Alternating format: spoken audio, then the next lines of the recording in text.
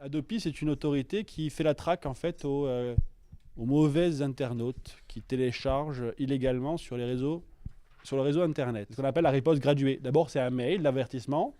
Après, c'est un autre mail vous disant que c'est la deuxième fois qu'on vient vous chercher. Après, c'est une lettre recommandée. Et après, éventuellement, c'est une action en justice. D'accord ? On ne vient pas tout à fait vous chercher, mais on vous assigne en justice. On télécharge des films sur des plateformes non officielles, peut-on être sanctionné? Très, très, très sévèrement. 3 ans de prison et 45 000 € d'amende. Et si vous faites ça en mode organisé, les peines sont multipliées par 5. Certains ont été condamnés. Il est arrivé que certains soient condamnés pour contrefaçon, puisque c'est le terme générique, qui va à la fois désigner le plagiat, mais également le téléchargement illégal et tout ceci, la copie illicite, concrètement. Certains ont été condamnés.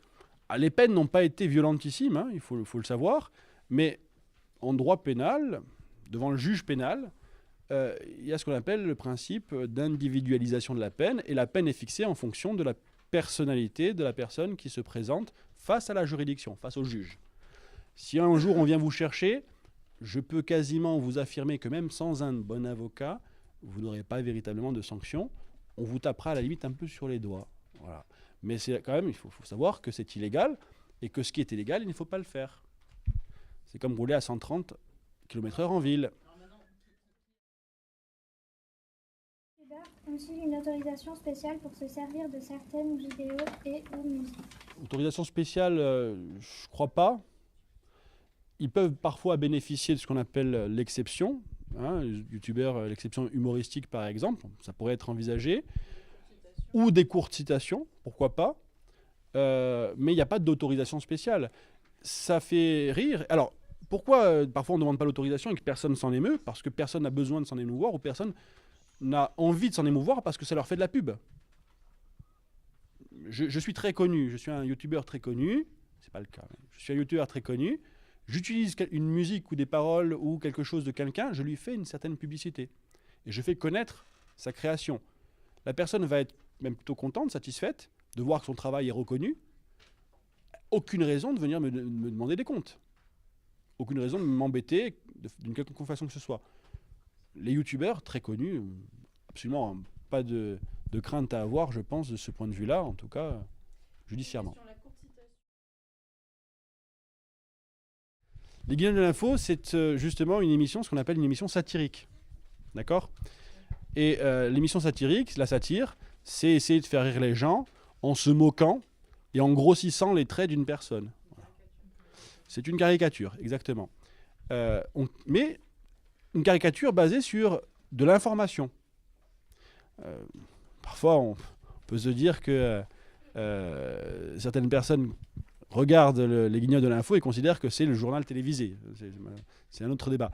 Mais il y a eu de la jurisprudence qui est venue condamner les Guignols de l'info sur le terrain, justement, du droit de la propriété intellectuelle ou également du droit de la personnalité, du droit à l'honneur. C'est arrivé effectivement que les Guignols de l'info aient été condamnés. Donc, on peut critiquer, ou on peut s'amuser en critiquant, on peut caricaturer. Il faut quand même faire attention à ne pas aller trop loin et à rester dans le domaine du raisonnable. Voilà. Si jamais vous avez un perroquet qui chante du Beyoncé, moi je veux voir ça, absolument. Absolument. Et s'il se déhanche comme Beyoncé, c'est extraordinaire. Mais je dirais qu'on peut... Là, on risque rien, le perroquet risque rien. Voilà, rien du tout. C'est d'ailleurs assez exceptionnel si ça arrive, mais non. Alors, les animaux, pour répondre à votre question de façon plus sérieuse, les animaux sont des sujets de droit, ou en tout cas sont des êtres sensibles. Et ils ne sont pas encore tout à fait sujets de droit, comme vous. Voilà, vous êtes sujet de droit. À une époque, ils pouvaient être objets de droit. On était propriétaire d'un animal. Aujourd'hui, on va les considérer comme des êtres sensibles, ou doués de sensibilité. On a voulu, en quelque sorte, leur... octroyer un statut juridique pour éviter notamment la torture sur les animaux, ou en tout cas que cette torture sur les animaux soit sanctionnée. Voilà. Je ne dis pas que vous torturez votre perroquet en lui apprenant du Beyoncé, quoique. Une chose est sûre, c'est que le perroquet lui-même ne risque rien. Au contraire, finalement, il est que protégé aujourd'hui.